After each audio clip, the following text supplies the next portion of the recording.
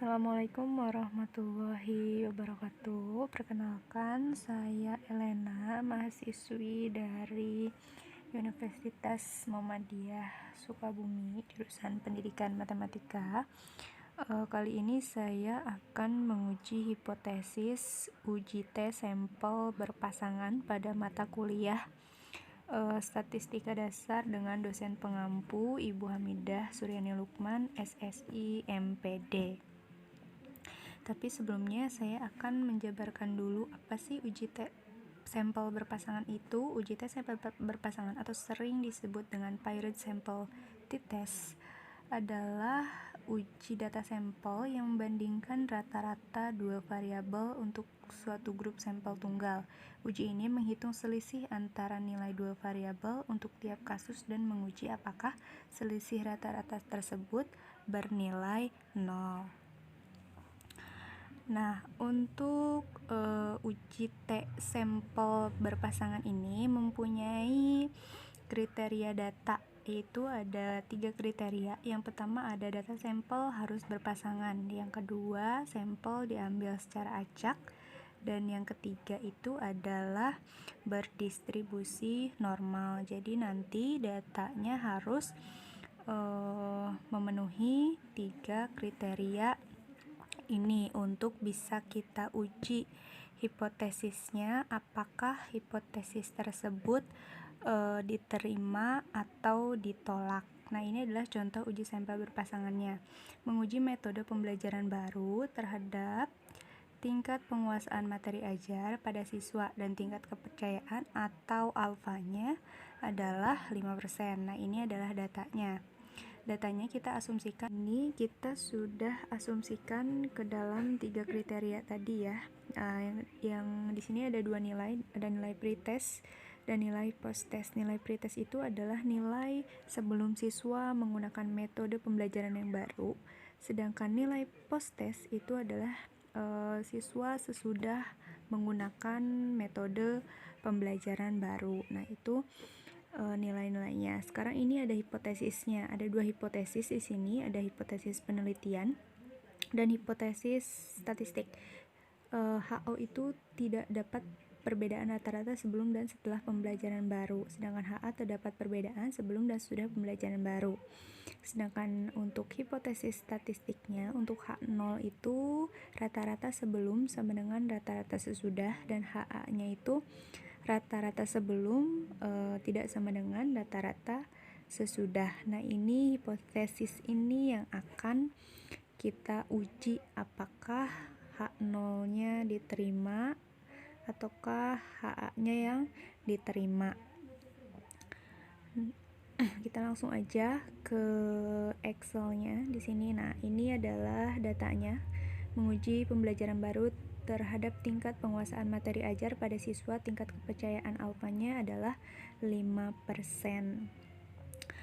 Ya, untuk rumusnya di pinggir ada ya, T sama dengan D bar dikurangi DO dibagi SD atau standar deviasi dibagi N. N itu adalah banyaknya sampel ya, itu di situ. Nah, hal yang pertama kita lakukan adalah mencari D-nya atau selisih masing-masing individu selisih masing-masing individu dengan cara sama dengan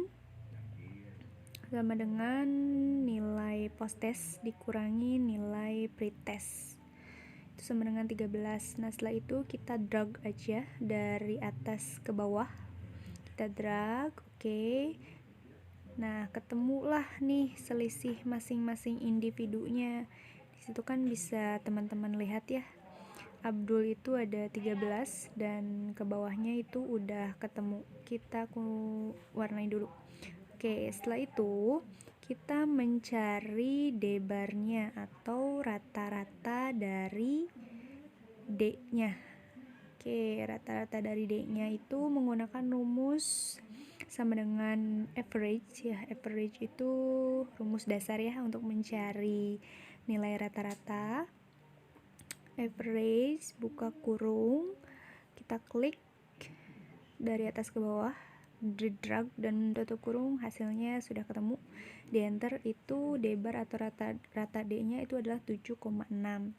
Setelah itu kita mencari nilai SD atau standar deviasinya, teman-teman. Nah, untuk mencari SD atau standar deviasi, rumusnya itu sama dengan S TDEV atau standar deviasi, buka kurung, sama ya, buka kurung, kita drag dari atas ke bawah, tutup kurung, lalu kita enter. Nah, sudah ketemu nih standar deviasinya itu 3,59629. Setelah kita ketemu, nah standar deviasinya itu kan sudah ketemu nih. Sekarang kita mencari, selanjutnya kita akan mencari T hitungnya. Nah, dalam mencari T hitung, kita akan mencari T hitung. Nah, untuk mencari T hitungnya, rumusnya ini teman-teman, T sama dengan D bar dikurangi DO dibagi SD dibagi N atau banyaknya sampel. Rumusnya D bar, kita klik aja D bar, dikurangi DO. DO itu adalah rata-rata selisih populasi, biasanya itu 0. Jadi kita langsung kurangi 0 dibagi standar deviasi. Standar deviasinya kita tinggal klik dibagi akar dari N. N-nya itu adalah banyaknya sampel. Banyak sampelnya 10 pangkat 0,5. Oke, nah ini adalah nilai dari T hitungnya. Sekarang kita mencari sebentar, kita close dulu. Kita mencari T tabelnya. Nah, untuk mencari T tabel, rumusnya itu sama dengan TINV,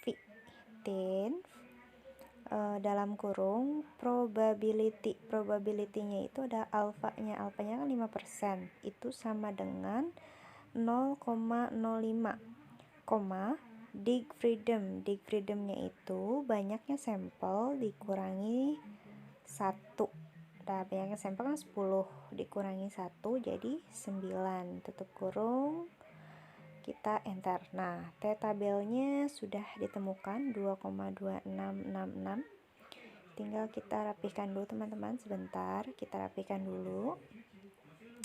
Oke, kita tabelkan dulu, kita warnain supaya rapi. Oke, setelah ketemu T hitung dan T tabelnya, kita bisa menyalinnya ke dalam diagram atau grafik ya biasanya. Nah, ini adalah grafiknya teman-teman. Si 2,266 itu diperoleh dari perhitungan T tabel. T tabel dan T hitungnya itu adalah 7,60000. Nah, 7,6000 itu berada di daerah tolak H0, berada di daerah kanan. Sebelah kanan yang nilainya positif dan sebelah kiri itu adalah nilai negatif. Supaya lebih jelas kita tuliskan di sini ya. Oke, untuk T hitungnya itu ada 7,60000. Oke.